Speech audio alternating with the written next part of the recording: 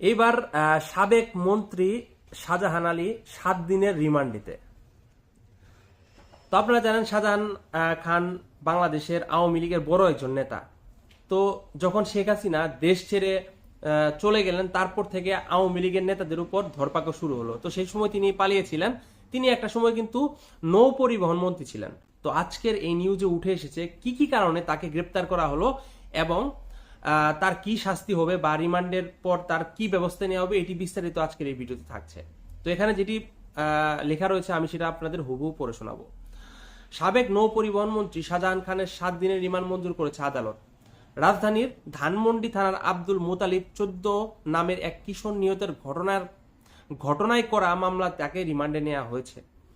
আসলেই বর্তমানে যেসব নেতাদের ধরা হচ্ছে তাদের উপর কিন্তু সুস্পষ্ট কোনো মামলা নেই। তো আপনারা জানেন যে ছাত্র আন্দোলনে অনেকে মারা গেছে, তাদের যে মৃত্যুর কারণ সেসব কারণ হিসেবে তাদের দায়ী করা হয়েছে এবং সেই মামলাতেই গ্রেপ্তার করা হয়েছে শাহজাহান আলী খানকে।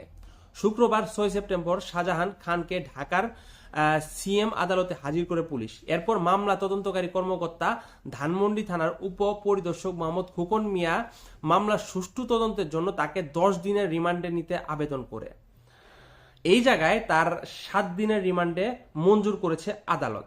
শুনানি শেষে ঢাকার মেট্রোপলিটন ম্যাজিস্ট্রেট মাহমুদ আহমেদ তার 7 দিনের রিমান্ড মঞ্জুর করেন।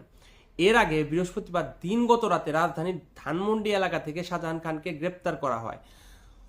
তো দেখেন, একজন আওয়ামী লীগের নৌ পরিবহন মন্ত্রী যিনি এখন বর্তমানে নেই, হয়তোবা আগে ছিল, তো তাকেও ছাড় দেওয়া হয়নি, তাকেও শেষ পর্যন্ত গ্রেপ্তার করা হলো। তো আমার কথা হচ্ছে, তারা যখন বাংলাদেশের এই অরাজকতা সৃষ্টি হলো তখন তারা দেশ ছাড়তে পারতো, কিন্তু এই পরিস্থিতিতে অনেক নেতাই কিন্তু বাংলাদেশে থেকে গিয়েছে এবং একটা সময় তাদের যখন রিমান্ডেতে জিজ্ঞাসাবাদ করা হয়েছে যে আপনারা দেশ কেন ছাড়লেন না, তখন তারা কিন্তু একটা সময় বলেছে যে আমরা যদি দেশ ছাড়ি তাহলে এটা আমার নেত্রীর সাথে বেইমানি করা হবে। তো এই কারণে তারা অনেকে দেশ ছাড়েনি। তো রিমান্ডেতে কি কি জিজ্ঞাসাবাদ করা হয়েছে সেটি সম্পর্কে এখনো কোনো তথ্য উঠে আসেনি এবং রিমান্ডের পর তার কি সাজা হবে সেটিও এখনো বলা যাচ্ছে না। তো রিমান্ডের পর তার যে সাজাই হোক বা যে কোনো তথ্যই উঠে আসুক সেটি অবশ্যই আমি শেয়ার করব। তো এমন আরো গুরুত্বপূর্ণ সব ভিডিও আপডেট সবার আগে পেতে আমাদের ইউটিউব চ্যানেলটিকে সাবস্ক্রাইব করুন। ধন্যবাদ সবাইকে পুরো ভিডিওটি দেখার জন্য।